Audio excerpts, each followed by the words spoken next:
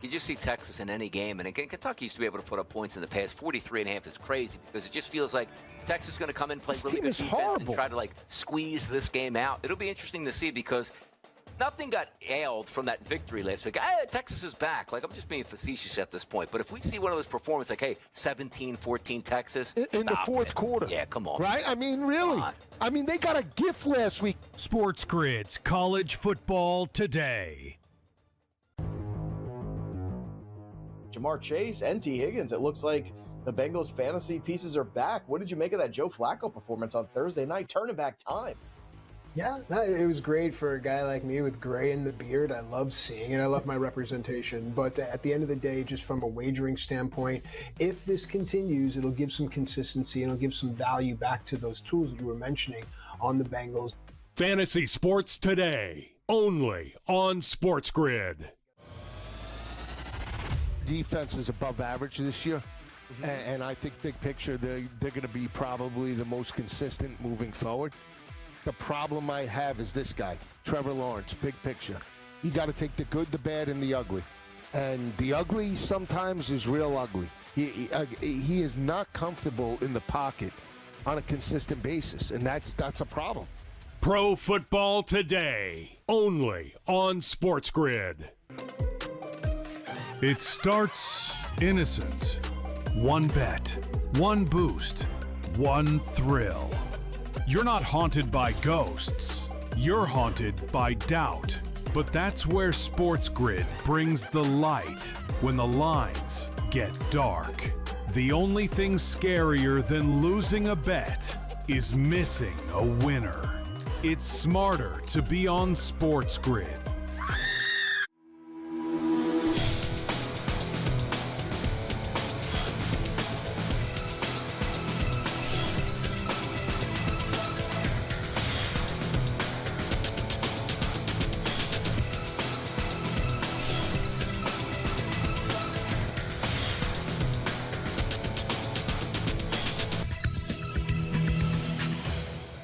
Good afternoon. Welcome to NewsWire here on SportsGrid. I'm Craig Mish. Football is back on this Thursday night. Ravens and Dolphins. We'll have a full preview here on the show and get you ready for the upcoming college and pro football week ahead. And, of course, a baseball weekend ahead. As we learned last night, the Toronto Blue Jays now have a 3-2 lead in the World Series. We'll get a recap and a preview of what's to come. Brady Cannon will be on the show to go over the sports contests out in Las Vegas. Tom Vecchio weighs in as well. We'll cover the National Basketball Association with Carlin Gay and also get into everything happening in the world of sports betting. No doubt we'll do that here on the show as well with all of the injuries, news notes, and information. That's what we do. We deliver it for you here on NewsWire. Let's begin with the World Series last night. The Toronto Blue Jays got an all-time performance from a young pitcher named Trey Savage, who struck out 12 batters over 7 innings. And yes, folks, the Toronto Blue Jays go into Los Angeles and pick up 2 wins. They have a 3-2 series lead in the Fall Classic.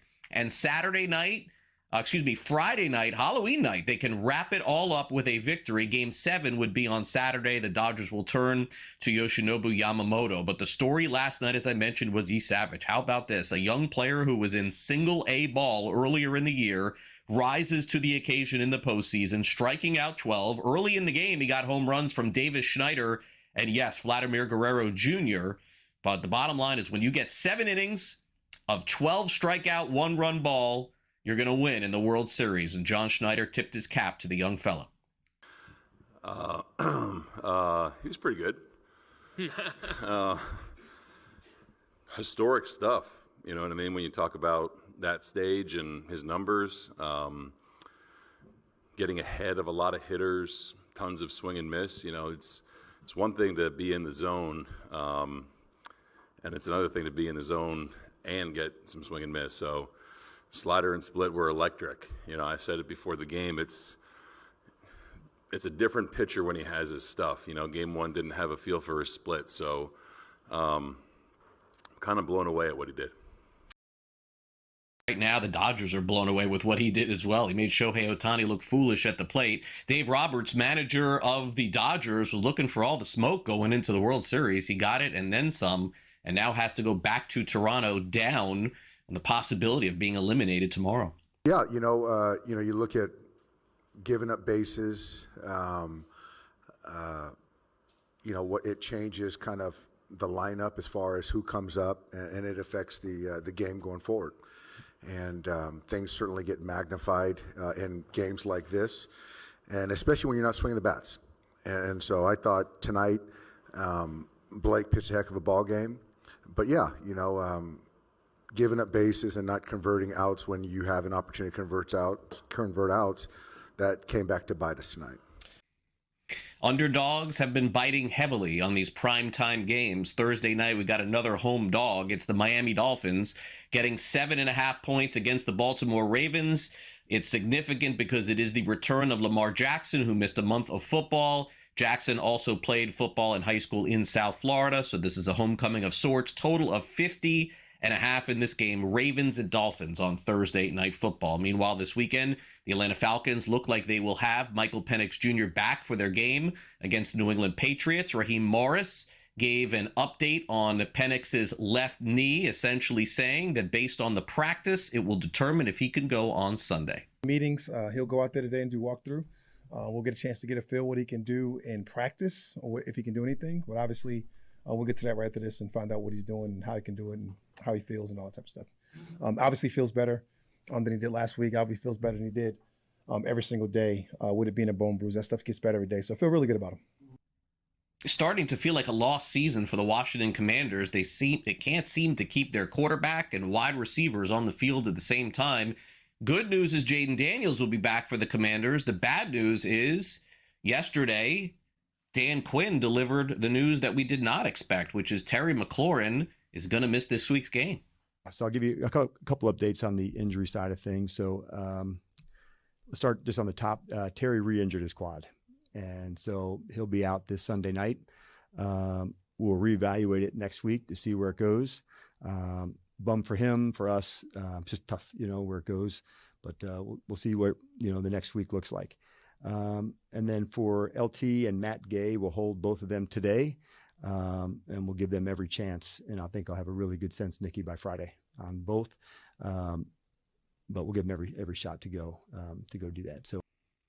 Who starts for the Bengals against the Bears at quarterback? Now that is a question. Joe Flacco missed practice on Wednesday. He most certainly will have to practice at some point this week to play against the Bears. Zach Taylor, head coach, gave his injury update going into the weekend. We'll see what we can potentially get out of him tomorrow. So we'll just work through the week. I think right now it's probably at a 50-50 on what will end up on Sunday. Does he need the reps at all? You've seen what he's done. Sure. Came in, played on a Thursday, after 3 days of practice. So I think if anybody in this league can get by with minimal reps right now, it's him. So if he didn't practice really at all, if physically he could go Sunday, you would still be. Yeah, and we've got a plan in place to see what we can do physically during the week. So it won't be today. He won't be out there during the open portion of things. He'll come out after that. But we got a plan in place to see where he's at as the week goes. Giants legend Carl Banks. Not a lot of love for one of the best players on the New York Giants. In fact, last week, Banks, one of the greatest players in the history of the Giants franchise, called out defensive lineman Dexter Lawrence and said, "No one respects you anymore. Nobody." And that's because Lawrence has less than a sack this season and only 4 quarterback hits. Lawrence had his chance to fight those words in the locker room on Banks yesterday. I don't think numbers indicate anything for real. They just something that's on the stat sheet. I think the way I play is disruptive, and you ask people I play against, they'll tell you the same thing. Not people who's talking. So, were you surprised that Carl chose to air those criticisms of your game the way that he did on the podcast, as opposed to coming in here or seeking you out in the building to talk to you? Yeah, those are strong words, but that's how you feel. You'll see what motivation that leads to this week. All right, no motivation needed for Austin Reeves, the Los Angeles Lakers. This guy is putting up 50 and 40. And then last night, the game winner, 116-115. Reeves is having a week to remember. And this is all without LeBron James. Last night, without Luka Doncic, they beat Minnesota 116-115. Here's Reeves after the game on the historic week. It's special, but like I said out there, we wouldn't have been in that position if it wasn't for, everybody that, chipped in tonight. Jake was monstrous. I think that's the best basketball game I've seen him play since he's been in the league. But you could go down the list. It wasn't just him. And even though I struggled offensively, putting the ball in the basket, we didn't let that frustrate us. They kept hooping and kept encouraging me to go do what I do. Starting to see a little growth for Cooper Flagg. He had 15 points and 10 rebounds, and the Mavericks get a huge win yesterday over the Indiana Pacers, 107-105. The Pacers did have a shot to win in the end, but Aaron Nesmith missed an open three to win it at the buzzer. Cooper Flagg talked about the victory and his 15-10 last night. I think for us it was just about staying consistent. A great play like that, he leaves. Obviously the team's down a man, but I think it's about just coming together, playing the same way we wanted to play, following the game plan. Obviously we had to play a little different. PJ playing a little bit at the 5. DP came in. It was huge for us tonight. Actually, he was really good, and that's just what DP does. He's just so consistent. So, that was huge for us, but I think it was just about staying consistent. In other results, triple-double, Nikola Jokic, did it again, 4th straight game. And the Nuggets rout the Pelicans 122-88. And Jaylen Brown, of course, is the healthy remaining Boston Celtics player. They were underdogs last night of 3.5 points against Cleveland. Brown had 30 points, and the Cavaliers' 3-game winning streak is snapped. The final score in that game was Boston 125 and Cleveland 105. Coming up next, Carlin Gay is back with us here from Sporting News. We'll review Pistons magic and what has gotten into Austin Reeves. Next.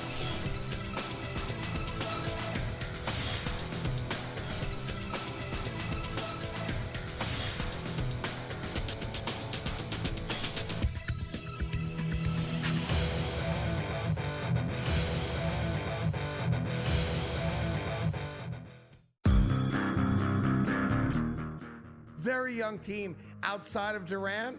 They're going to be an impossible out in a 7-game series, and I'm predicting it right now. If the seeding lines up, you are getting the Thunder and the Rockets in the Western Conference Finals. There's not another team in the West that's going to be as good as the Rockets are when we get to playoff time. The Craig Carton Show, only on SportsGrid. I don't want people to stop discounting how good of a coach Rick Carlisle is. And I think they're going to find a way to get it done. I think they're going to be better than people think. And I also think if that's the case, then I'm fading someone in that division. You know who I'm fading, and that's the Milwaukee Bucks, who have now cut 2 players this year so that they can bring back both Antetokounmpo to play with Giannis. Game time decisions, only on SportsGrid. People who filed it are actually representatives of Chicago, so they're from the city. They're kind of saying, this is really going to cripple the industry if we do this even more. I think it's really important when we talk about this stuff because so many places want to keep taxing sports betting more and more and more, which is well within their right. But there gets to a point where the bubble bursts and sports books either don't want to do business or they change the way they do it by passing it down to the customer. NewsWire, only on SportsGrid. Football contest season is back, and so is the Las Vegas Football Contest Show, Season 2, the sharpest football contest show in the land. Focusing on all 3 Circa Sports contests and the Westgate Superbook Super Contest, we handicap the games and release our contest picks every week of the season. Featuring Super Contest champions Brady Cannon, James Salinas, and former NFL player Mike Pritchard, all team will have you prepared this season like none other. Check us out every weekend right here on SportsGrid.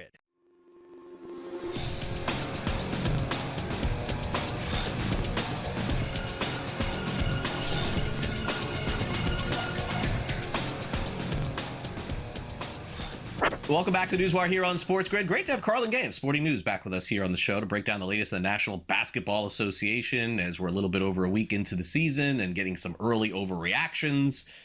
That's what we like to do here, Carlin, overreact to everything in sports. And if anything, the NBA's first week is not something that's like baseball. You don't want to get too caught up in what you see, but let's run through it here. Great game last night for the 2 young kids, Cade Cunningham and Pablo Banchero, but it was the Pistons beating the Magic 135-116. Detroit sort of picking up a little bit where they left off. At home, blowing out the Magic with a 30-10-6 performance from Cade Cunningham. And on the flip side, obviously the Magic are not off to the start that they want to get off to. We'll start there.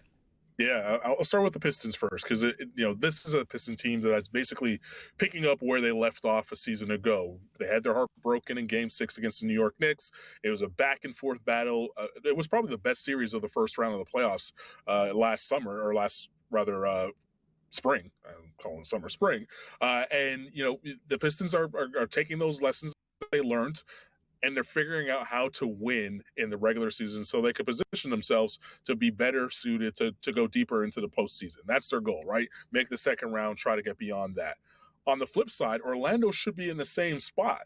They actually got better in the offseason, right? They added a Desmond Bane who, maybe you could say he was a little bit overrated in Memphis, but I think he's properly rated as probably your third best player on a team. And that's a really good third best player on a team because borderline all-star when he's hitting his peaks. Great jump shooter, can defend.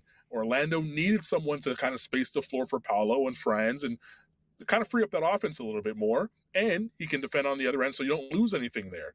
They haven't been able to gel yet.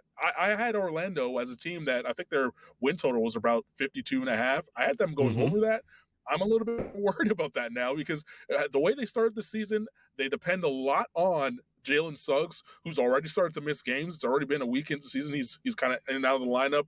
We know his injury history, and they depend a lot on him. I don't know that, I could put all my eggs in that Orlando basket if that's the case. If Jalen Suggs is really who I'm hoping is going to be a top-tier player for that team to be able to go over that 52 win total, then I'll be upset and I'll probably lose that money that I laid on the line last week going into the season. So disappointed in Orlando, pleasantly surprised with Detroit.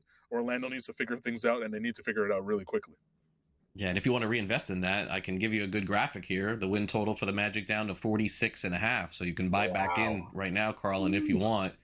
There it is, 46.5. That's not a lot in the season. That's obviously barely over 500, but to make the playoffs, still very heavily favored because, as we know, everybody makes the playoffs in the NBA. Okay, so now let's get to the story of the week that involves the Lakers and not Luka Doncic and not LeBron James. No one had this coming here.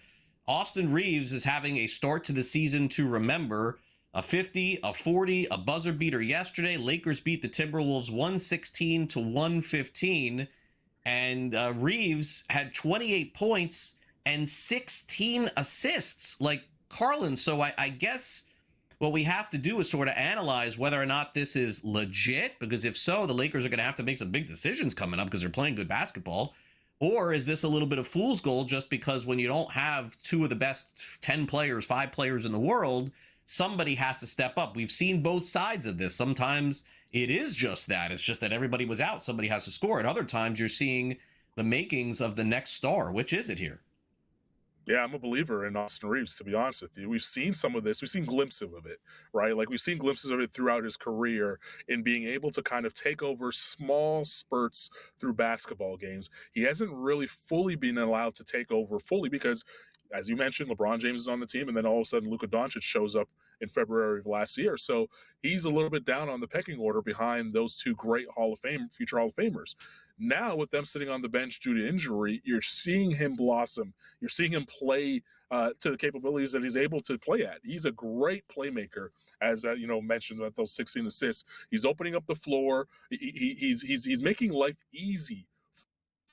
Cast of characters that need, to be spoon-fed. And, when you have a player like Austin Reeves, who is so dominant and really efficient in the way he uses a ball screen, that's the NBA today, right? Like if you can set a screen and you know how to use it, Austin Reeves knows how to do that. He's going to get paid a lot of money. And by the way, contract year, right? So he is going to, I'm a believer in Austin Reeves, but I'm also a believer in what you said earlier is that the Lakers are going to have to answer some very tough questions.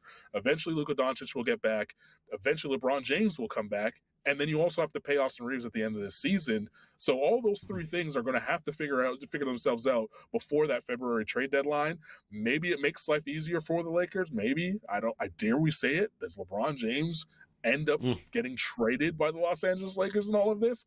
Maybe. Is it easier for LeBron to then say, I'm going to be open to trade, right? Because now you have your Luka Doncic. Now you have Austin. maybe I'm open to a trade a little bit. So, it's all going to be interesting, as it always is around the LeBron team, around the Lakers. But I am a believer in Austin Reeves. I think this is what he is in the NBA, and maybe not 50 every night, but definitely a guy that can, be a secondary sort of playmaker in an offense, and he can do that alongside Luka Doncic. Yeah, big week for Reeves, 50, 40, and then, as I mentioned, the game winner yesterday has everybody talking, and that's a good thing for the Lakers. It's not about the other guys, it's about somebody else. Okay, everyone is talking about the Golden State Warriors, and this honeymoon continues for Jimmy Butler in the Bay Area. They're 2.5-point favorites tonight against the Milwaukee Bucks. Look, the Heat's off to a good start, Carlin, so they don't care. But, let's just be honest here. When Butler wants to play and he's happy, good things happen. This combo of him and Curry's off to a great start. They play at Milwaukee tonight. Yeah, it's a perfect spot for Jimmy Butler, right? He doesn't care to play the 82-game regular season. He just wants to get to the playoffs, and then he's going to turn on the Jimmy Butler charm and really go all in. And he's in a situation where he doesn't have to carry the offensive load because you have a top 10 player in Steph Curry that is going to do it night in, night out. Some night Jimmy Butler is going to give you 30. Some nights he's going to give you 6 points. And ultimately, if the Warriors continue to win, it's not going to matter all that much. So I think Jimmy's in a perfect spot for him. I think the Warriors are going to get the best of him because, as you mentioned, the honeymoon period with Jimmy Butler, always great. I would take the Warriors in this one. They're playing great basketball. You got to wait closer to Christmas when they start getting bored. That's when you'll see them fall off a little bit. But they're going to win this game tonight against the Bucks. And Christmas is around the corner, believe it or not, Carlin. But anyway, thanks for coming on the show. Really appreciate it. Have a great week. Yeah, have a good one. All right, we'll be back with a preview of the Chiefs and Bills on the SportsGrid Sound Off.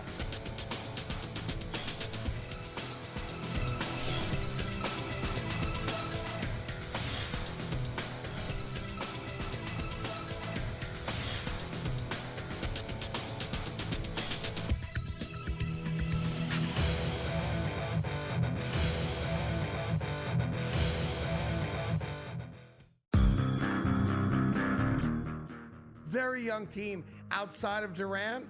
They're going to be an impossible out in a 7-game series, and I'm predicting it right now. If the seeding lines up, you are getting the Thunder and the Rockets in the Western Conference Finals. There's not another team in the West that's going to be as good as the Rockets are when we get to playoff time. The Craig Carton Show, only on SportsGrid. I don't want people to stop discounting how good of a coach Rick Carlisle is. And I think they're going to find a way to get it done. I think they're going to be better than people think. And I also think if that's the case, then I'm fading someone in that division. You know who I'm fading, and that's the Milwaukee Bucks, who have now cut 2 players this year so that they can bring back both Antetokounmpo to play with Giannis. Game time decisions, only on SportsGrid. People who filed it are actually representatives of Chicago, so they're from the city. They're kind of saying, this is really going to cripple the industry if we do this even more. I think it's really important when we talk about this stuff because so many places want to keep taxing sports betting more and more and more, which is well within their right. But there gets to a point where the bubble bursts and sports books either don't want to do business or they change the way they do it by passing it down to the customer. NewsWire, only on SportsGrid. Football contest season is back, and so is the Las Vegas Football Contest Show. Season 2, the sharpest football contest show in the land. Focusing on all 3 Circus Sports contests and the Westgate Superbook Super Contest, we handicap the games and release our contest picks every week of the season. Featuring Super Contest champions Brady Cannon, James Salinas, and former NFL player Mike Pritchard, all team will have you prepared this season like none other. Check us out every weekend right here on SportsGrid.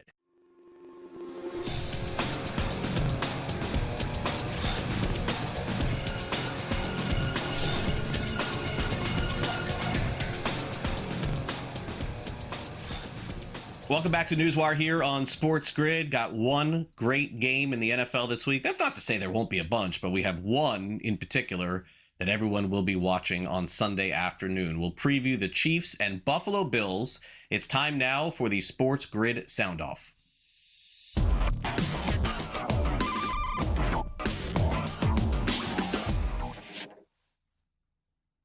The odds makers are certainly telling us the Chiefs are better than the Bills. In fact, they are 1.5-point favorites on the road Sunday, 4:25 Eastern in Buffalo. Total's also 52.5. So what does this tell you? It tells you that the odds makers think the Chiefs are a little bit better. And it also says the Chiefs offense is legit because they've set the total at 52.5. So that means we could get a very competitive game on Sunday, and that's certainly what we're rooting for. But the bottom line is for Kansas City is, yes, their offense has really been going in the right direction. So that's good news. But where the defense is going to be is challenged. We know that Buffalo put up a 40 spot last week, and they certainly could continue it this week. Let's get a preview how Andy Reid views his defense going up against Josh Allen and the Bills' offense on Sunday. I mean, their offense is special, and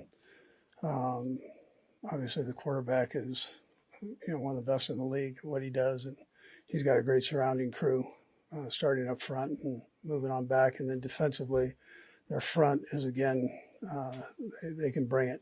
They've got a solid front, and their linebackers, they're well coached. The scheme on both sides of the ball, special teams, they're solid there too. Well coached. Chris does a nice job with that crew, and so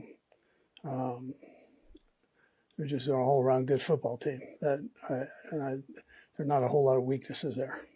Yeah, just Tuesday. You have a little bit longer day on Tuesday, where you go back and you have to watch kind of twice the games you would usually do on when you have Monday and Tuesday. But you have a good familiarity with this team, obviously, with how many times we've played them and the coaches and the defenses that they play. But they do a good job of being game plan specific every single year. And so I think there's just a lot of great football players that we're going up against, and we know it's to take our best football. I think that's the biggest thing I've learned from this rivalry is that it's going to be one play here or there that's going to change the outcome. You have to go out there and make it. And we've seen that happen in the playoffs during the regular season, a little bit of a mixed bag, but there's no question that the Bills better be ready for that Chiefs defense because just as well as the offense is playing, Steve Spagnuolo has that defense also playing at a Super Bowl level. Here's McDermott and Josh Allen taking a view as to what they can expect Sunday afternoon against Spags' defense on Sunday. Yeah, Spags is a great coach. He makes it really hard. He tests your protections constantly. It seems like there's some people who do it in certain situations. Spags does it all the time, and so our level of communication is the first step for us in order for us to execute. Because, like I said, he does a really good job with moving Chris Jones around, and so that's.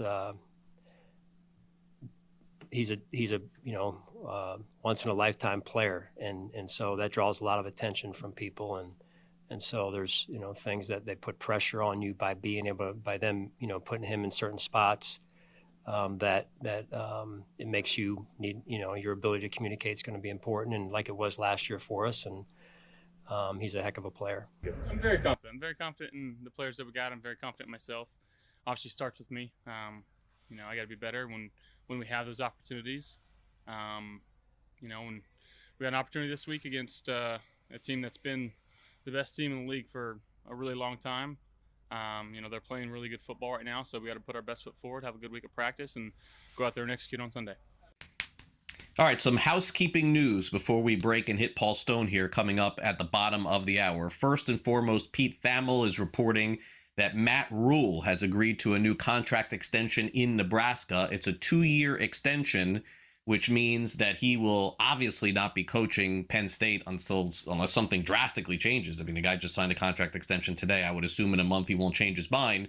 So Rule out of the running for that head coaching gig at Penn State University. Also, with the off day in Major League Baseball's World Series, we have 2 new managers named. Minnesota Twins have hired Derek Shelton, who was the manager of the Pittsburgh Pirates the last several years. So Shelton goes from Pittsburgh to Minnesota. And in addition, Drew Butera gets the call as manager of the Washington Nationals. Butera is just 33 years old, so obviously he is the youngest manager in Major League Baseball. Coming up next, Paul Stone previews the big SEC matchup between Oklahoma and Tennessee. You're watching NewsWire here on SportsGrid. We'll be back with Paul right after this.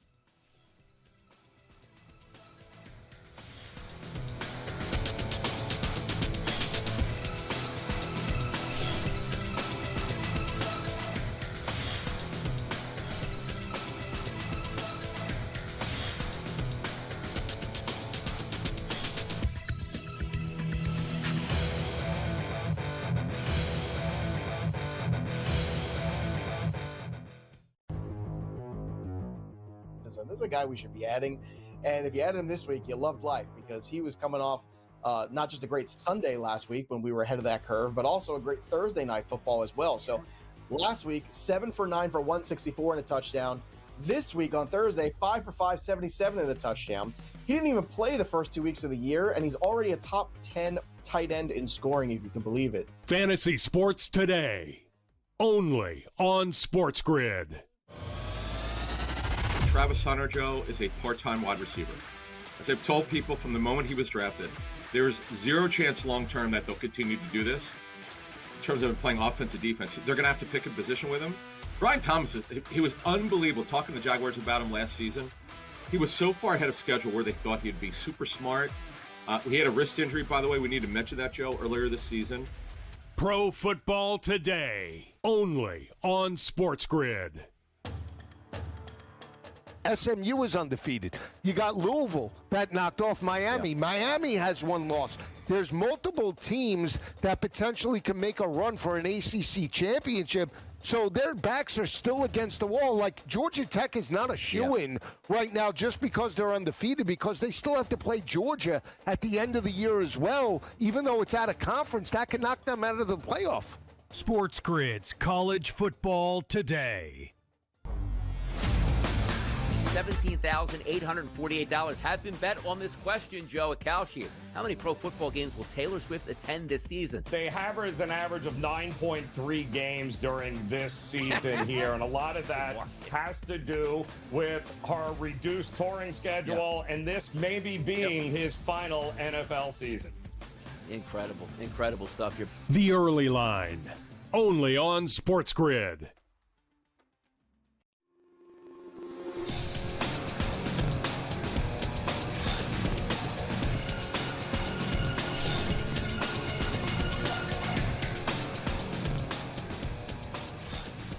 Welcome back to NewsWire here on SportsGrid. Always great to have Paul Stone here with us on a Thursday, giving his opinions out on college football. And, of course, you could follow him on social media as well as his website, Paul Stone Sports.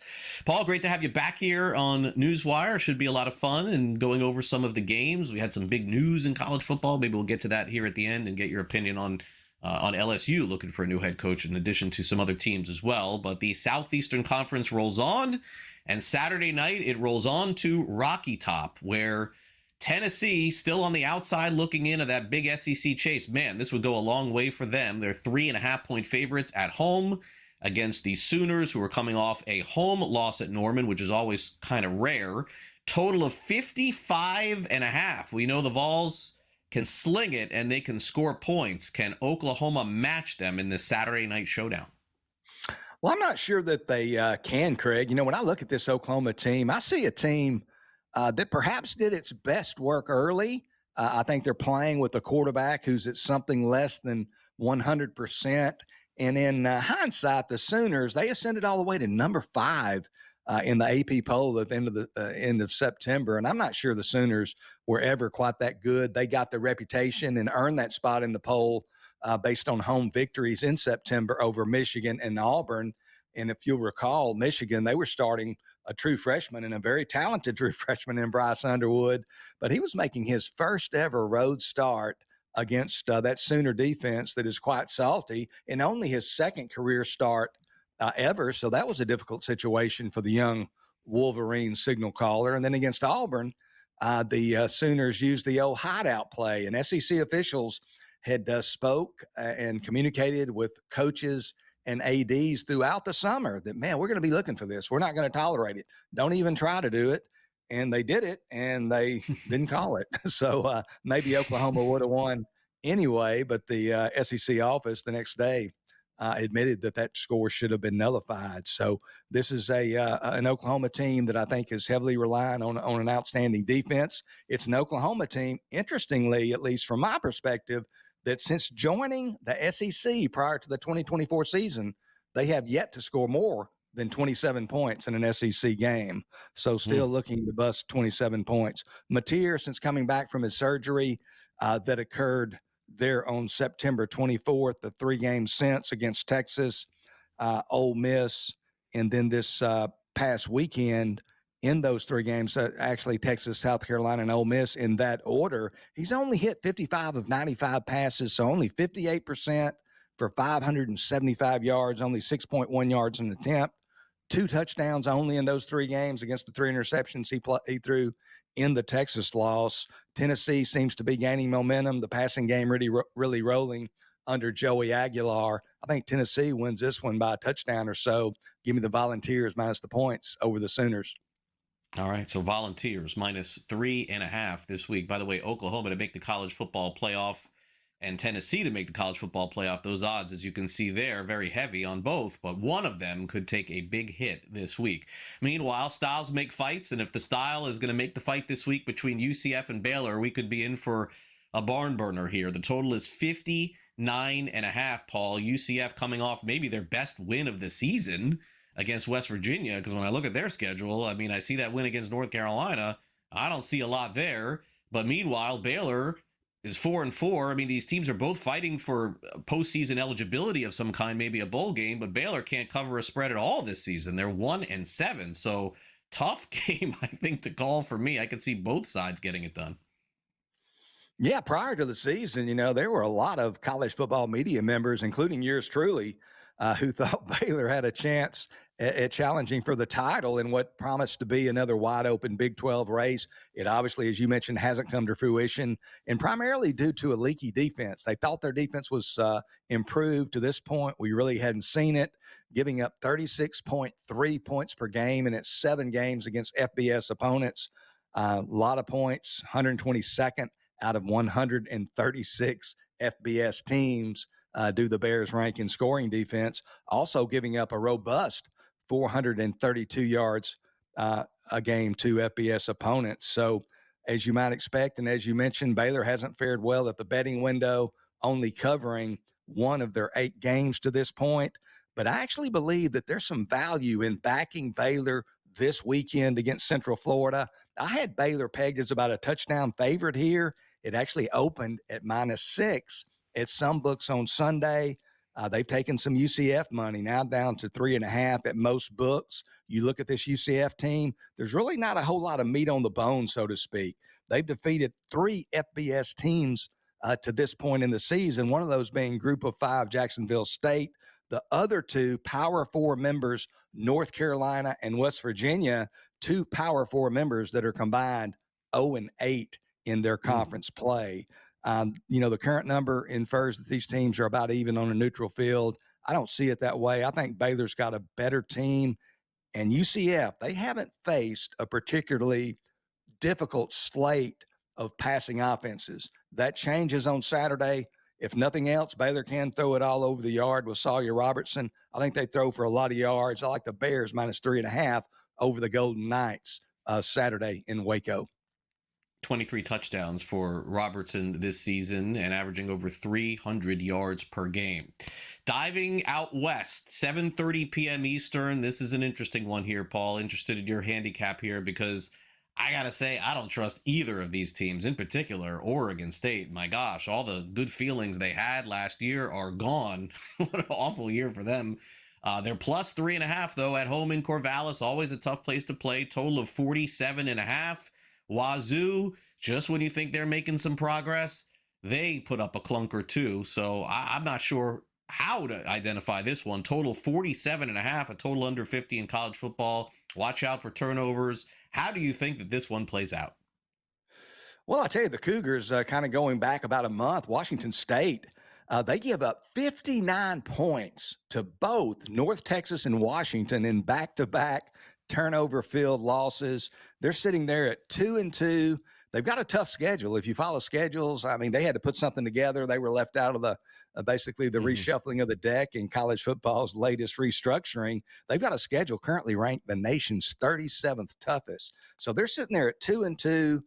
You're saying, man, there's no way they can compete with the best teams on their schedule. But their last 4 games, man, have they shifted the narrative, not only covering their last 4 games, but they've covered each of their last 4 games by at least 15 points, by an average of 21.5 points a game have been those 4 covers. lost, they had a chance to beat Ole Miss. They were in that game in the fourth quarter, lost by one possession, then go to Virginia the next week, leading Virginia in Charlottesville 20-10 after three quarters. They let it slip away, lose 22-20. But this Washington State team, man, they just look like they're just playing well. They're 4-4. They need to split their final four games to reach bowl eligibility. It starts on Saturday against Oregon State. This is actually going to be the first of two games between these two schools. They'll play again on the Palouse in Pullman on Saturday, November 29th. So they'll be meeting twice in the month of November. Oregon State 1-7 on the season, fired their head coach Trent Bray a couple of weeks back, going nowhere fast. I think Washington State wins big. I like the Cougars -3.5 over the Beavers in Corvallis. 5-3 against the spread, Wazoo. Real quick, before we let you go, Paul, it seems like this has been the season of big coach firings in college football. Super rare season for seeing all the different schools parting ways. The latest was Brian Kelly from LSU. Do you think that the standards for these schools is set too high, or do these coaches lose their gigs for not winning big games? Is it justified? I've never seen anything like this before. I think it's insanity. I mean, the amount of money that they're paying out to these coaches in buyout. I won't get the numbers exactly right, but Penn State was ranked number 2, and less than 20 days later, I think it was, James Franklin's fired. LSU is in the top 5. 29 days later, Brian Kelly's fired. I think it's just crazy.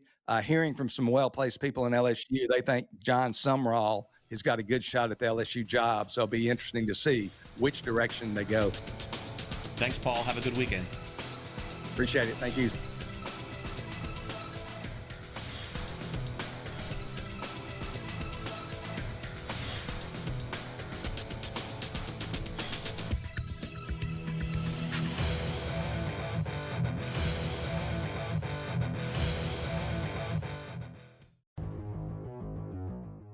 This is a guy we should be adding. And if you add him this week, you loved life, because he was coming off not just a great Sunday last week when we were ahead of that curve, but also a great Thursday night football as well. So last week, 7 for 9 for 164 and a touchdown. This week on Thursday, 5 for 5, 77 and a touchdown. He didn't even play the first 2 weeks of the year, and he's already a top 10 tight end in scoring, if you can believe it. Fantasy Sports Today, only on SportsGrid. Travis Hunter, Joe, is a part-time wide receiver. As I've told people from the moment he was drafted, there's zero chance long-term that they'll continue to do this in terms of playing offense and defense. They're going to have to pick a position with him. Brian Thomas, he was unbelievable. Talking to Jaguars about him last season, he was so far ahead of schedule where they thought he'd be super smart. He had a wrist injury, by the way. We need to mention that, Joe, earlier this season. Pro Football Today, only on SportsGrid. SMU is undefeated. You got Louisville that knocked off Miami. Yeah. Miami has one loss.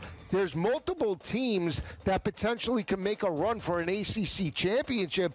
So their backs are still against the wall. Like Georgia Tech is not a shoo-in right now just because they're undefeated, because they still have to play Georgia at the end of the year as well. Even though it's out of conference, that can knock them out of the playoff. SportsGrid's College Football Today. $17,848 have been bet on this question, Joe Acalshi. How many pro football games will Taylor Swift attend this season? They average an average of 9.3 games during this season here, and a lot of that has to do with her reduced touring schedule, and this maybe being his final NFL season. Incredible stuff here. The Early Line, only on SportsGrid.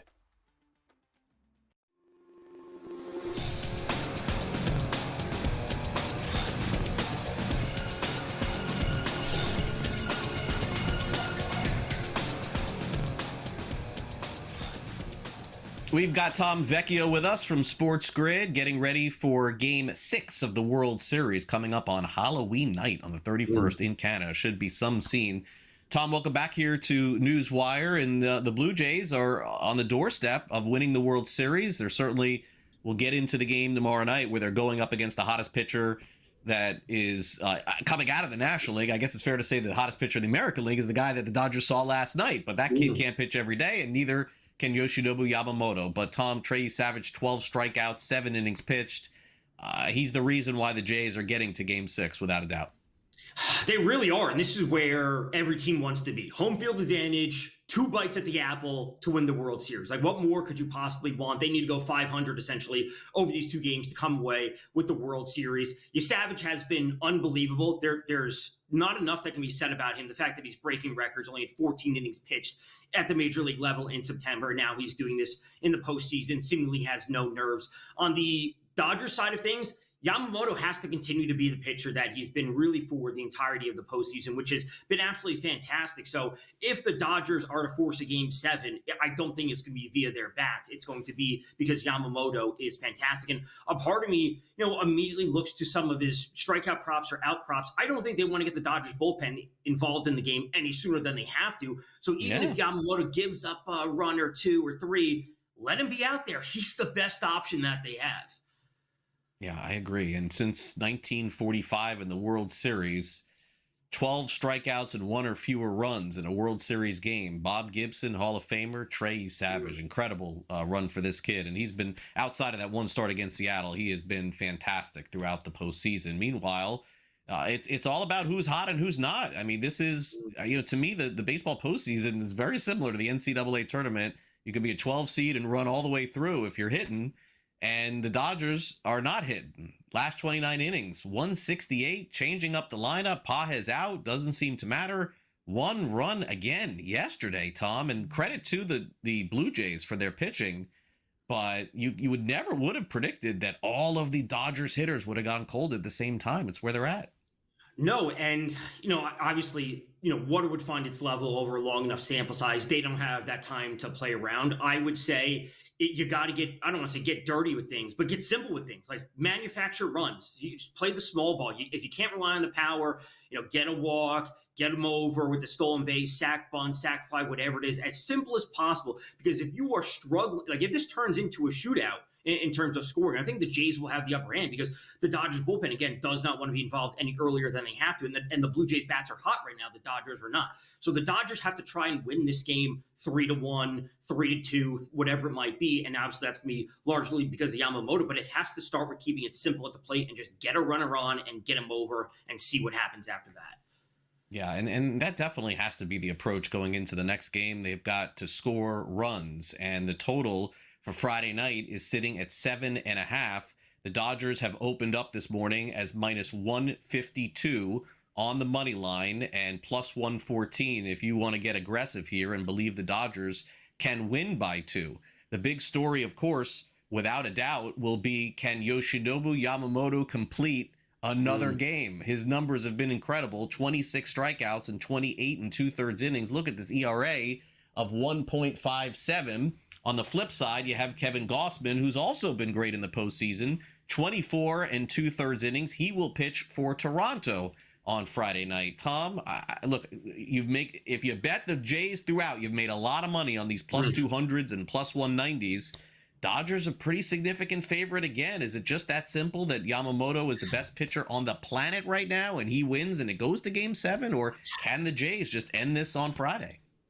I think both things are true. Like, he has been the best. The Jays can absolutely end it again. It comes down to how soon Yamamoto gets out of the game. I will say, if you turn to the MVP awards market for the World Series MVP, Yamamoto's sitting at 13-1. If a Game 7 is forced, I think it's going to be because of him. And then it comes down to, will they give him the award? Because he was unbelievable in his first start. He was the reason they forced a Game 7. And, that would make him a very viable option at 13-1. I will say again, if you are backing the Dodgers, it's not about the money line. It's about looking to some alternate route, and that's going to a Yamamoto outs recorded because he does get into the 7th inning. He does have over 6.5 strikeouts, whatever it might be. Trusting the Dodgers as an entirety is tough to do at this point. Dodgers are plus 198 to win the World Series. They were favored yesterday. Blue Jays minus 240. And plus 300 if this game if the series goes exactly 7 and the Blue Jays win. As you mentioned, as we take a look at the MVP market, this has shifted from Guerrero being plus 3-1 to being the 195 favorite, and Ohtani takes over the plus 250 role. As you mentioned, Yamamoto 13-1, Kirk 22-1, and then Barger 27-1 as well. So look, I mean, I thought the Dodgers would win in 6. They're obviously not going to do that because this is going. I think it's potentially going 7. Do you feel that way if you had to pivot to a 7-game series, or do you think the Jays wrap it up on Friday? I think they wrap it up. I really do. My favorite bet coming into the series was over 5.5 games, so that's already through. I thought the Dodgers would win 4-2, and that's obviously not gone that way. But at this point, there's no reason for me to buy into the Dodgers. Again, if you are doing that, it's solely because Yamamoto. If we look at the entirety of it, the hitting lies with the Blue Jays, the bullpen lies with the Blue Jays. It's not on the Dodgers side of things. So there's no reason for me to buy into the Dodgers at this point. I think they're like the tank has run out for them, essentially. And maybe it's different compared to last year. They had home field advantage last year. They didn't have to play that first round. They didn't have to play that wild card round. Things are different this year. The tank is empty for them. Yeah, it definitely does seem like that. And by the way, Tom, if the Blue Jays do end up winning, does that change any narrative with baseball, with the spending and everything else, or is it just the Jays were the hottest team? That's it. I was thinking about that this morning where, like they have Scherzer, who's a big name, Gossman's a big name, but they're not a, 6-year, $300 million type of name, or not at this point. And they have a lot of homegrown talent. Like they coming into the season, was Vladdy going to be extended? Was he going to go to free agency? Like, hey, we want to keep him. We want to keep Bo Bichette. We have these guys. We have these young pitchers. We trust our staff overall, and that's the way to do it at times. And again, maybe if Dodgers had home field advantage and they didn't have to play that earlier round, think we'd be having a different conversation. It's about being the best team at the right time, like you said, with March Madness, and the Blue Jays have all of that right now, and they've had it for months. Yeah, it just feels like that in baseball right now. Whoever gets hot at the end. Thanks again, Tom. Appreciate it. Of course. We'll be back with our friends from Front Office Sports next.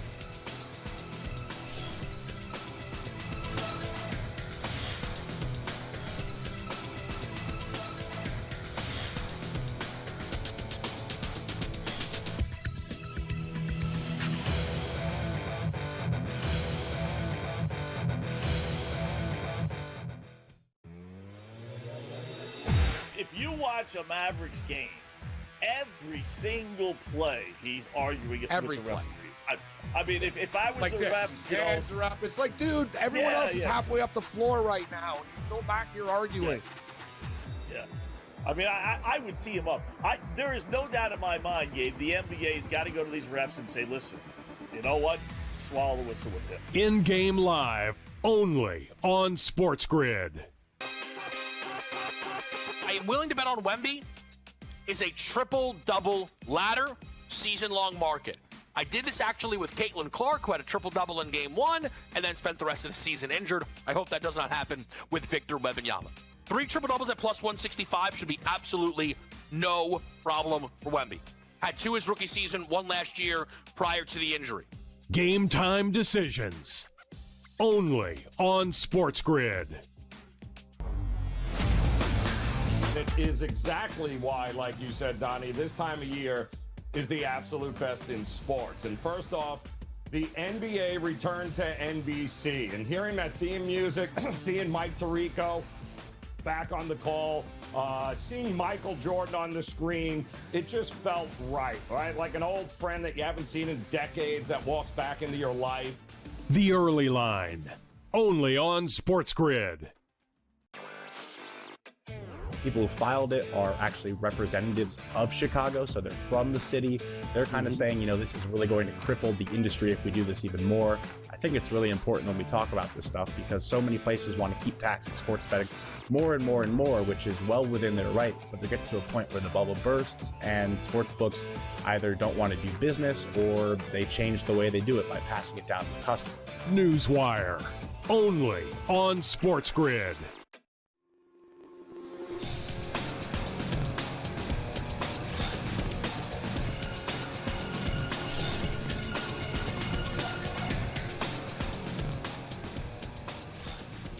Welcome back to NewsWire here on SportsGrid. NBA injuries have been the focus of a lot of the discourse with sports betting. So when you get early updates, it's probably better than getting them late.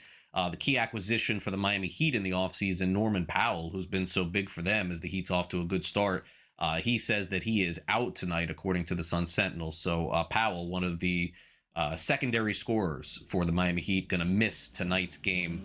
He is declared out. All right, so that's kind of been the story, though. It's been the NBA announcing injuries, the NFL announcing injuries as well. The Ravens just went through this last week. Most people thought with the Ravens being slight favorites, or excuse me, big favorites last week, 6.5-point favorites over the Bears, that they would cover because Lamar Jackson was playing in the game. It was found out later on he was not. Are the Ravens under some microscope or trouble? Still remains to be seen. We also know the NBA has had its issues with sports betting, naturally with the props, with the Terry Rozier investigation and Chauncey Billups involved in this as well.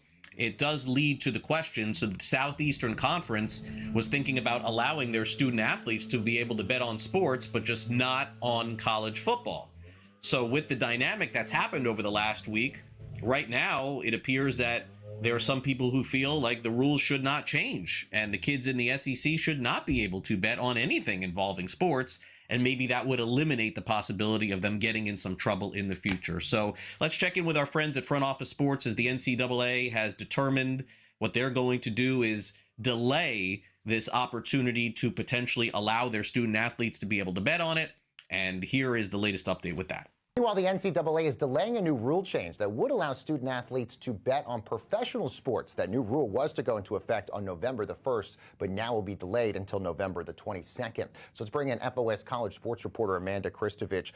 Obviously, there's a big gambling situation happening in our culture. What was the reasoning behind this delay? Was it at all tied to this?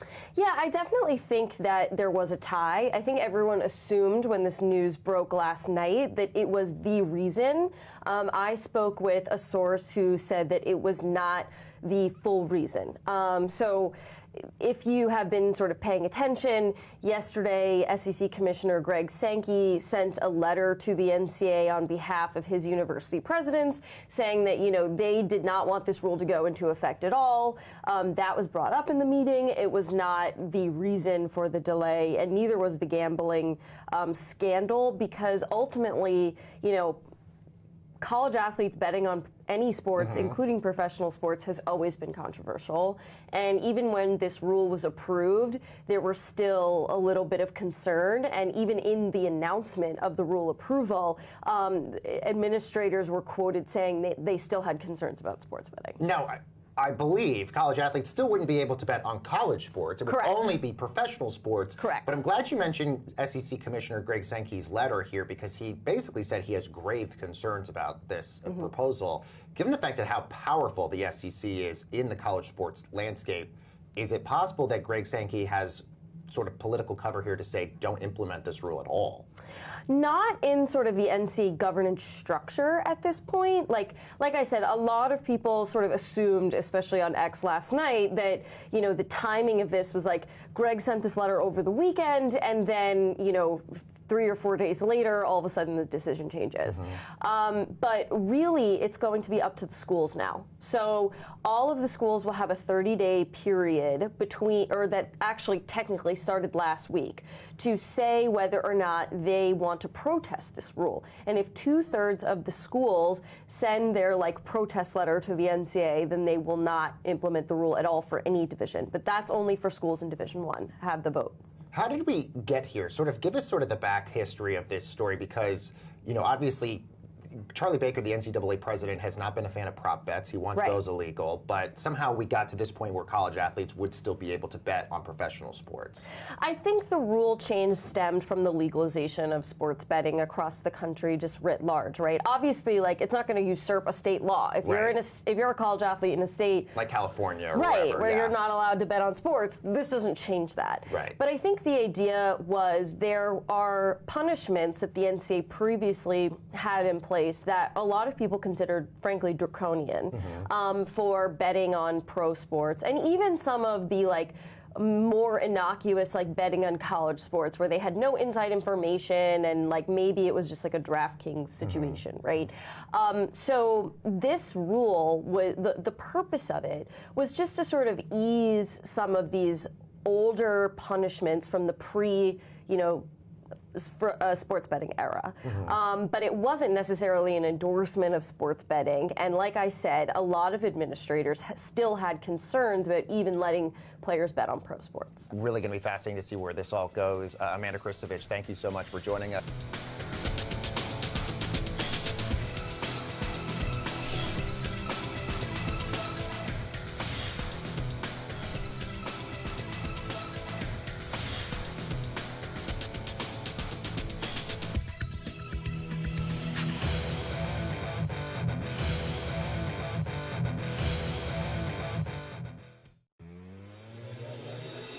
If you watch a Mavericks game, every single play he's arguing it with the referees. I mean, if I was Like the this, ref, his hands are up. It's like, dude, everyone else is halfway up the floor right now, and you're still back here arguing. Yeah. I mean, I would tee him up. There is no doubt in my mind, Gabe, the NBA's got to go to these refs and say, listen, you know what? Swallow the whistle with him. In-game live, only on SportsGrid. I am willing to bet on Wemby is a triple-double ladder season-long market. I did this actually with Caitlin Clark, who had a triple-double in Game 1 and then spent the rest of the season injured. I hope that does not happen with Victor Wembanyama. 3 triple-doubles at plus 165 should be absolutely no problem for Wemby. Had 2 his rookie season, 1 last year prior to the injury. Game time decisions, only on SportsGrid. It is exactly why, like you said, Donnie, this time of year is the absolute best in sports. And first off, the NBA returned to NBC. And hearing that theme music, seeing Mike Tirico back on the call, seeing Michael Jordan on the screen, it just felt right? Like an old friend that you haven't seen in decades that walks back into your life. The early line, only on SportsGrid. People who filed it are actually representatives of Chicago, so they're from the city. They're kind of saying, this is really going to cripple the industry if we do this even more. I think it's really important when we talk about this stuff because so many places want to keep taxing sports betting more and more and more, which is well within their right. But there gets to a point where the bubble bursts and sports books either don't want to do business or they change the way they do it by passing it down to the customer. NewsWire, only on SportsGrid.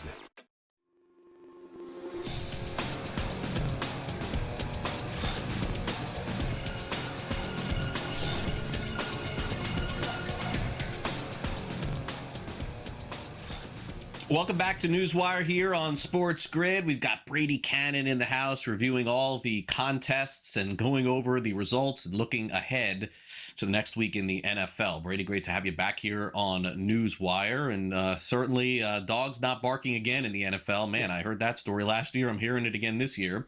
Let's go over the most selected teams in the Super Contest this past week. And dogs basically did not come through. Bears, L. Steelers, L. Cowboys, L. Patriots just keep winning and covering every week. Can't fade them. And then Houston picks up the win this past week. So a 2-3 week for the Super Contest. And you and I think alike in a lot of this stuff. I feel like the NFL generally is full of parity this season more than last season. But unfortunately, this past week, Brady, to me, unequivocally the worst week in the NFL. All big blowouts, very few close games, and your best game of the week was Jets-Bengals. That's not what the NFL wants.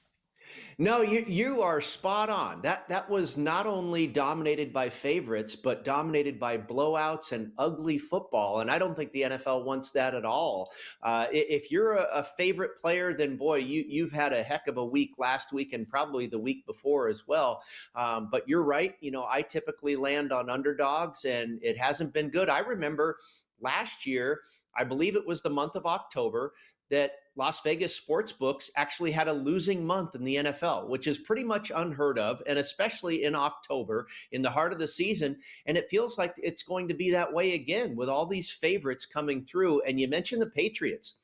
The books can't beat the Patriots. It's like the old days with Belichick and Brady, covering over 60% of the time. They're up to their old tricks. Yeah, and then the one favorite we did land on in the contest was the Atlanta Falcons, and oh boy, we know how that went. So the consensus in both Circa and the Westgate Superbook went 2-3 again. Now just 39% on the year. We keep saying this: if you just wake up on Sunday morning and fade the consensus, you're really doing great. That doesn't do well for you in contest play, but if you're just betting on your own and going against the consensus, 31, 48, and 1 combined, the Super Contest and the Circa Million. 31, 48, and 1. And a big week in Circa Survivor and the $5,000 Super Survivor as well. The Super Survivor at the Westgate is down to just 18 entries. Started out with a little over, close to 115 or so at the beginning of the year. Circa Survivor, the big boy, in 18,700 entries to begin the year, 18.7 million on the line. We are down to just 21, actually just a little over 2,000 now through 8 weeks of the football season. The Falcons took out about almost 1,400 people last week. And you mentioned the Bengals and the Jets. That Jets comeback late in the fourth quarter, coming down from 14 points twice in the fourth quarter to get rid of almost 800 people that were on the Bengals. So Circa Survivor, that ticket that you bought over the summer, worth now over $9,000, and you've got just about 2,000 people remaining, and we haven't even hit Thanksgiving yet. Who knows? Maybe we won't even, we say this, it seems like we say this every year, Craig, that maybe we won't even make it to Christmas. We probably will, but we might only have 25 people left. Yeah, no, I think we will. And I guess the reason why I'm a little bullish on that is because, as we say, I believe this is the free square week for the Survivor contest, in my opinion, Brady, because I don't think a lot of people used the Rams all that much. I understand earlier in the year they got upset by San Francisco, and I get that knocked some people out. But week 9, facing a rookie quarterback at home, and the Rams are just so much better than the Saints. They're one of the biggest favorites of the season, Brady. It's not time to get cute. Rams 14.5 over the Saints. I guess some people may take the Chargers at Tennessee, but if the Rams were to lose this game to the Saints, Brady, you're right. There will be only 25 people left after this week. I think this is the most popular pick of the season in the contest.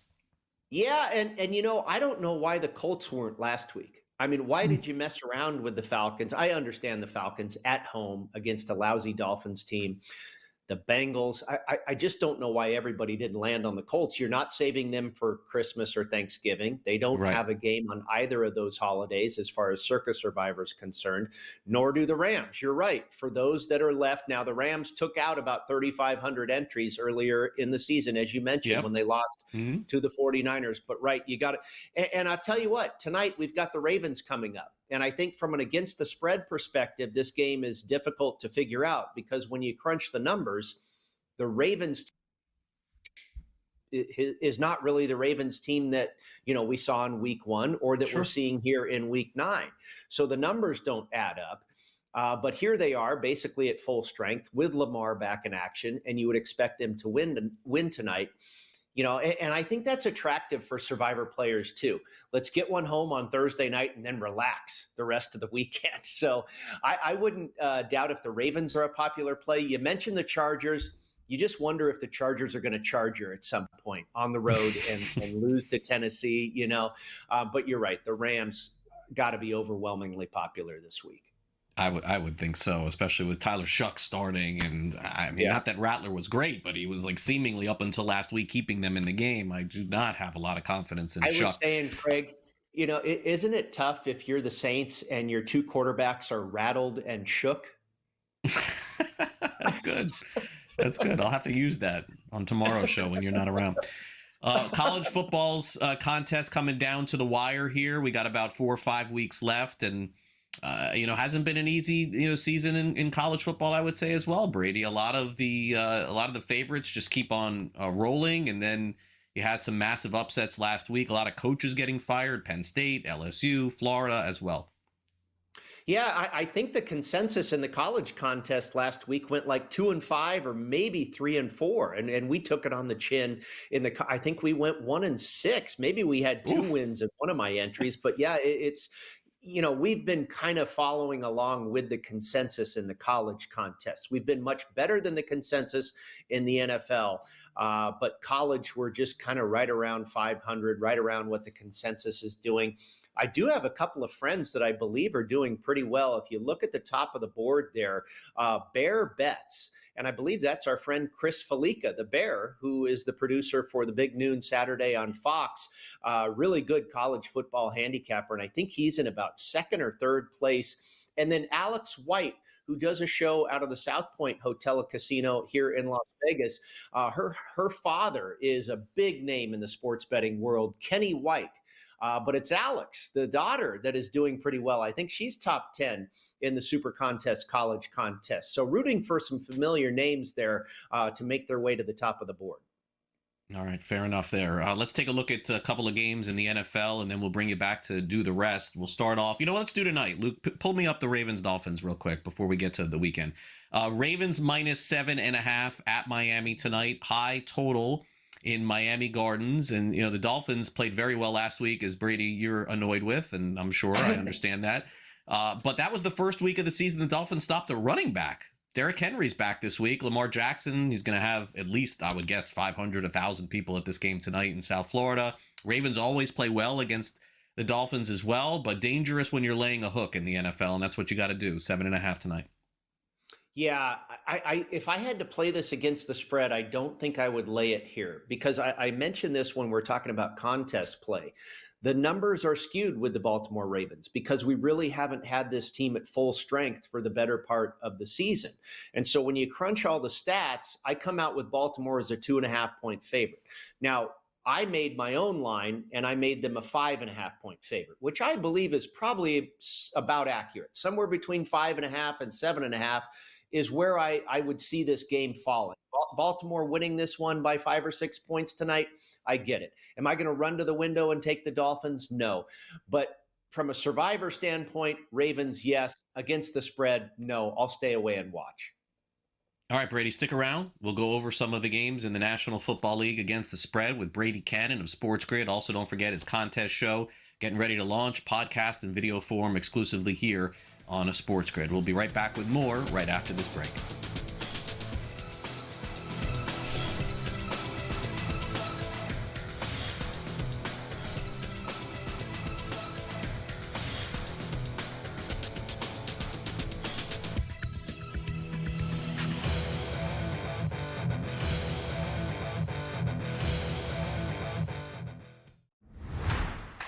They got to go win and execute, and they can't be inconsistent. And that's the thing. It's like Ohio State, Indiana, Oregon, really consistent.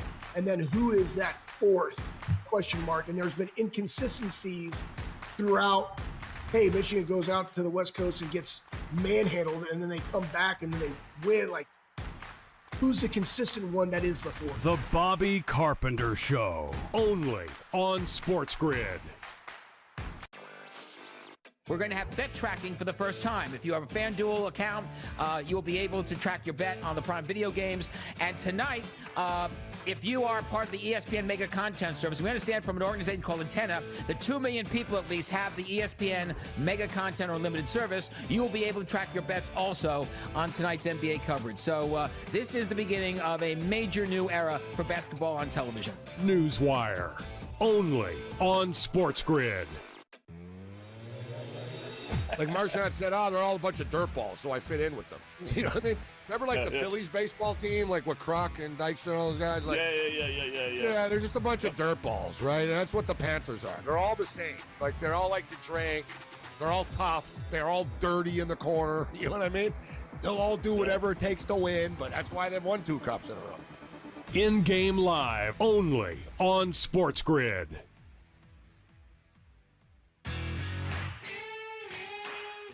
For him and Cignetti are the most Spurrier-like personalities, Spurrier-like head coaches, and Cignetti's locked up. And you know what? And Ole Miss could very well lock Lane Kiffin up, but he will always be a fighting under. At Ole Miss, you will always be a little bit of an underdog because of your play. At Florida, you don't ever have to be an underdog because of their resources.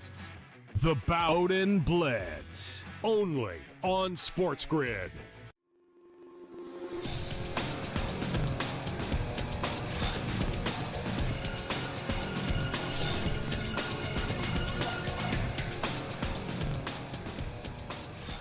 Welcome back. We got some more time with Brady here to go over the latest in the National Football League, going over some odds as well. First game is a little bit tougher to handicap just because we have the Bears who have been so up and down, Brady, and then we have the Bengals. We're not sure. I mean, I can't believe I'm saying this, if Joe Flacco was going to play or not, as if he's like this huge upgrade over Jake Browning, but he really has been. It's shocked to me. Total 50.5. Bears on the road. Brady, I do think the Bears are better than the Bengals, but I guess my concern, if I'm playing a story here, is what is the mental state of the Bengals after losing to the Jets last week? Like that to me is a tough loss. You never want to be that team that loses to the worst team in the NFL, and here they are. Browning is certainly capable of putting a 20 up or a 25 up, but he's also capable of throwing 3 picks as well. What do you make of this one?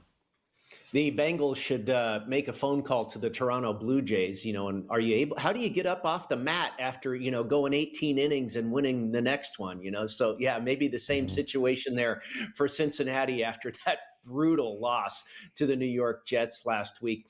I think maybe the best play in this game, and this doesn't necessarily relate to contest, but over the total. Both of these defenses are really bad.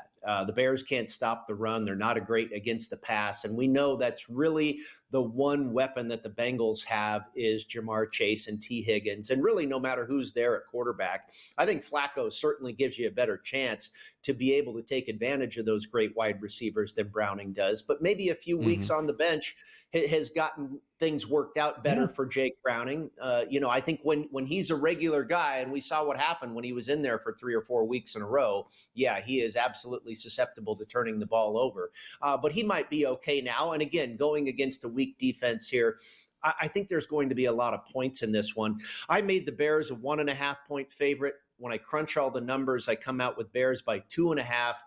The market has now gone to 3, and I think that's because of the uncertainty about Joe Flacco. Not real confident about a play either way in this game, but I would probably lean towards the over, if anything, Craig. Saints were competitive at home, and then they laid this absolute egg this past week, and it does look like no one's going to ever say tanking, but I think we've gotten to the point in the season, Brady, where you're going to see a lot of lopsided results with the New Orleans Saints. They are absolutely the least talented team, I think, start to finish in the NFL, and that is with the Jets. I do think the Jets are more talented than the Saints. They're going to roll out Tyler Shuck, who they're going to throw a dart and pray that this guy maybe could be a backup quarterback to whoever they draft next season. They're getting 14.5 points. I think this line's going to go higher by the time the game kicks off. 43.5 total. Couldn't score last week. Shuck came in, didn't look very good. Rams, they're kind of humming right now here a little bit, but they also had some help from Jacksonville, who did nothing when they played, of course, in London a couple of weeks ago. So, man, laying 14.5 in the NFL is always a losing proposition. But Brady, this is one of those teams that as we get halfway through the NFL season, you could see the Saints losing pretty much every game the rest of the season. It's just a matter of if they cover any. Right. And I think that's kind of the identity that the Saints had the first half of the season, is that they're playing really hard. They tried to be competitive. They put forth the effort, and you got to give Kellen Moore credit for that. But still, it didn't necessarily matter. They weren't covering spreads. Now they've gone to an alternate choice at quarterback. And a couple of injuries too. Kendrick Miller, the running back, I think he's out for the season. And I think it was Eric McCoy, the center. I don't know if he's out for the season, but I mean, when you don't have a lot of talent to begin with and you lose a couple of good players like that, especially your center, that's really a big blow. And if you've looked at the NFL the last couple of seasons, maybe even the last handful of seasons, these big favorites have actually been covering more often than they have not been. We saw it just last week with the Indianapolis Colts as 14-plus point favorites, right? And they got it done over the Tennessee Titans. So there's really a lot of haves and have-nots, what we saw last week in the NFL. These favorites, winning by multiple possessions. One game last week in the NFL was decided by only one possession, and that was the aforementioned Jets and Bengals. Everything else was basically blowout territory, multiple possessions. I'd probably lay it here with the Rams before I took it. We don't know what to make of Tyler Shook. The Rams off of a bye, but coming off of the London game. So typically I don't like to bet on a team that's on a good roll and the bye kind of makes you pause and halt that momentum. But I think it's a little bit different when you're coming back from London. You need that break for a minute after that trip. I think the Rams are really good. Their defense is very good. I think this is all Rams, and I would lay it. Yeah, I mean, the other concern here would be kind of like a baseball season where if there's anyone that the Saints are in discussions with as far as trades are concerned, I mean, who knows? An inactive could pop up Sunday and shift this line either another half a point or a point. Got to be really careful if you're backing the Saints in this one, because Saints, Jets, other team, a couple of teams, Dolphins probably trading players next week. Jaguars on the road, and they've gotten their respect factor is gone now in the NFL. They're only making them 3-point favorites this week in Las Vegas. Total 44.5. Jaguars look fantastic in September. October has come. They have not looked like the same team. This is a good get right spot for them. But at the same time, Raiders to me, like Atlanta, one of the hardest teams to predict in the NFL. I could see the Raiders blowing out the Jaguars. I could also see them getting blown out in this one. I never get them right. Yeah, no, I hear you loud and clear. I think I would actually take the points with the Raiders here. Right here in Las Vegas, they're at home. Both of these teams are off of a bye. Now, I talked about, betting on or off of teams out of the bye. Jacksonville has lost 2 in a row going into the bye. So a bit of a struggle going into the bye. That is typically a team I like to bet on the other side, because the bye gives them a chance to get things right and get back on track. Well, the Raiders are off of a bye as well, and we know they're struggling. They're only 2-5 on the year. I think this could be a spot where the Raiders figure it out. When I crunch all the numbers, I come out with Jacksonville minus 3.5, basically right there on the number. But I have a feeling this game is tight, and I'd rather take the points than lay it here. Some people are talking about the Jaguars in Survivor. I wouldn't do that. I think that's risky business right there. I'd prefer taking the points with the dog here. And I haven't gone to the window and bet it yet. We'll have our team meeting with the contest show colleagues later this evening. I may advocate for taking the points with the Raiders. We'll see. All right. Hopefully some dogs come through for everyone this week. Thanks again, Brady, for coming on the show. I understand. I get it. We'll be right back to wrap it up next.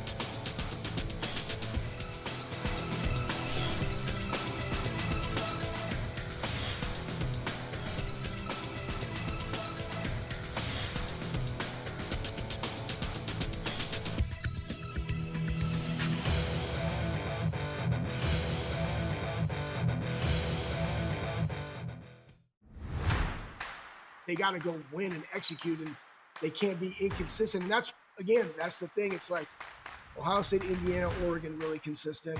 And then who is that fourth question mark? And there's been inconsistencies throughout.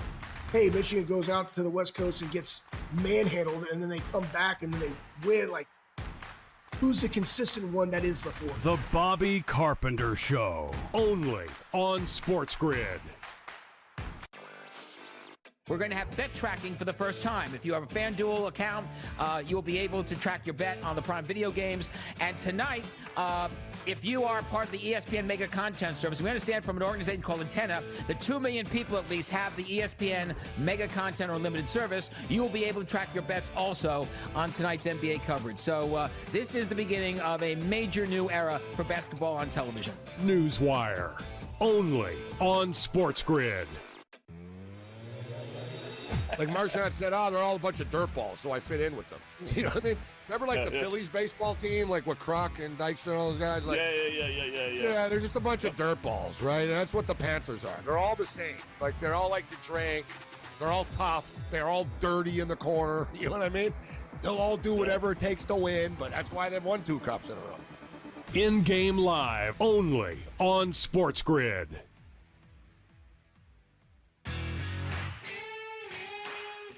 For him and Signetti are the most Spurrier-like personalities, Spurrier-like head coaches, and Signetti's locked up. And you know what? And Ole Miss could very well lock Lane Kiffin up, but he will always be a fighting under. At Ole Miss, you will always be a little bit of an underdog because of your playing. At Florida, you don't ever have to be an underdog because of their resources.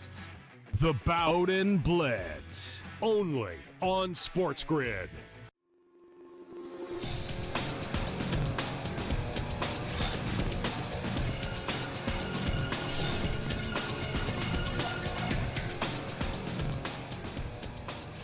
Welcome back to NewsWire here on SportsGrid. No baseball tonight. Ugh. World Series is heading back to Toronto, so we get a Halloween World Series game. Doesn't happen very often. That's tomorrow night. LSU is looking for a new head coach. The search may be a little bit different than in years past. And also we'll end with a very nice gesture from a champion in Brad Marchand on the ice. Let's wrap up the program with some last licks.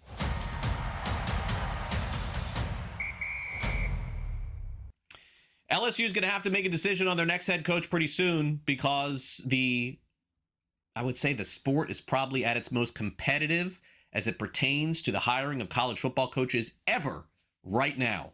10 jobs available and like 6 very big premium jobs in college football. So it's not like LSU can wait until December or January. It's going to have to be done soon. Yesterday, how about this? Louisiana Governor Jeff Landry comes out and says athletic director Scott Woodward, who brought in Brian Kelly, is not going to be hiring the Tigers head coach. How about that? He also hired Jimbo Fisher at Texas A&M, who's been a huge bust, or was a huge bust. He's gone. Mike Elko's done a great job. Brian Kelly at LSU. So look, when politicians get involved in the story here, it's very, very rare. We're all sort of waiting to see what decision Lane Kiffin ends up making. In case you missed it earlier, we told you that Pete Thamel reported that Matt Rule is staying at Nebraska, so he is out of the mix for Penn State. That's one name that could have had some chips dropping here, but that's not happening. LSU is a big job. Is it the most coveted job of the offseason? Is it ahead of Penn State? Is it ahead of Florida? Look, that would be up to you guys and girls to decide, but I say LSU is right there, 1, 2, or 3 this offseason. Tomorrow night, Major League Baseball has a Halloween game on its hands. That's right, October 31st, 2025, World Series Game 6 at the Rogers Center in Canada. And tickets right now are the highest they've ever been, not just for a baseball game, but for a sporting event on record in Canada. Folks, the get-in price right now for the World Series, and by the way, sometimes you hear this stuff and then you go on StubHub or Ticketmaster or all these things and you see, oh, no, the tickets are really like $200. This is legit. You're paying $1,000 to $2,000 to go watch the World Series tomorrow night if you want to go. It is the most expensive sporting event ever on record in Canada. And you can only imagine if the Blue Jays lose tomorrow, what the tickets would be worth for Game 7. Because then you would have some people in Los Angeles maybe even going to Canada because you know that's the last game of the season. They can clinch it all tomorrow night, but you're going to have to pay a lot of money if you want to go see them play this game tomorrow. Remember, the Blue Jays haven't won a World Series, I believe, since 1992 or 1993. So that's what's in store tomorrow. Get out your wallet for that one. All right, finally, really nice story here. It's interesting that Florida Panthers last year, you may remember, they traded for Brad Marchand. They ended up winning the Stanley Cup. They traded with Tampa Bay in that deal. Marchand is stepping away from the Panthers, and it was kind of unknown why he wasn't going to be around the team.